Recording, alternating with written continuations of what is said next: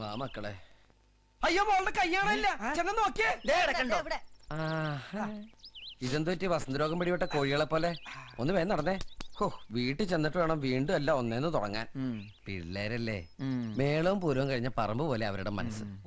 3-4 ദിവസം എടുക്കൊന്ന് നേരെ ആവാൻ. അപ്പോഴേക്കും അടുത്ത മാസം 1-ാം തീയതി ആവുമല്ലോ. അപ്പൊ എല്ലാം പറഞ്ഞു. അടുത്ത മാസം മലയാള മാസം 1-ാം തീയതി വീണ്ടും കൂട്ടി. നന്ദിയില്ലാത്ത പട്ടികളെ മക്കളെ. അവൻ എന്താ പറഞ്ഞെന്നറിയാമോ?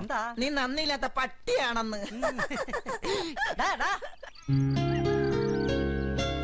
ഇനി എന്നാ അങ്കിളെ നമ്മളാ ബംഗ്ലാവിലേക്ക് പോവാ? മക്കളെ, നമ്മൾ അന്യന്റെ മുതൽ ആഗ്രഹിക്കാൻ പാടില്ല. പല്ല് മുറിയെ എല്ലെടുക്കണം, എല്ല് മുറിയെ പണിയെടുക്കണം, അധ്വാനിയാവണം. കാര്യങ്ങൾ ഇങ്ങനെയൊക്കെ ആണെങ്കിലും ആ മുതലാളിക്ക് ആ ബംഗ്ലാവ് എന്റെ പേരിലേക്ക് എഴുതി തന്നൂടെ? അല്ലേ മോളെ? ആരോട് പറയും?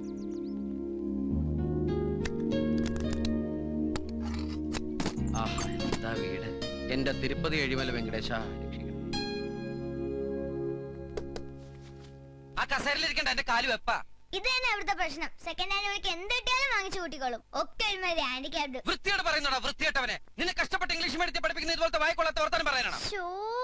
ഹാൻഡിക്യാപ്ഡ് എന്ന് പറഞ്ഞാൽ അംഗവൈകല്യം. ഓ, അങ്ങനെ. ശരിയാ. നമ്മുടെ മനസ്സും സ്വപ്നം പോലെ ഇതുങ്ങളും വികലാംഗര. നിന്നോട് പലരോട് പറഞ്ഞില്ലേ കസേരം ഇരിക്കരുത്? നിനക്ക് വേറെ എവിടെയെങ്കിലും കെട്ടിയെടുത്തു.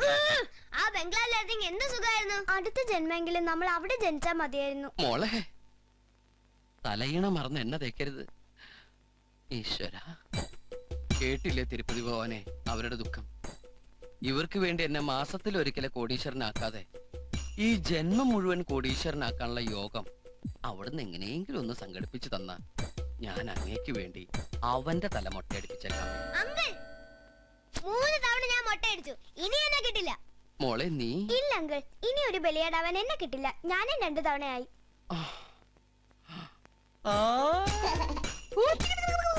പെട്ടെന്ന് അങ്കിളിന് ഒരു അത്യാവശ്യം വന്നാ മോട്ട തല പോയിട്ട് എന്റെ തിരുപ്പതി ഭവനെ മൊട്ടക്കൊക്കെ എന്താ വില?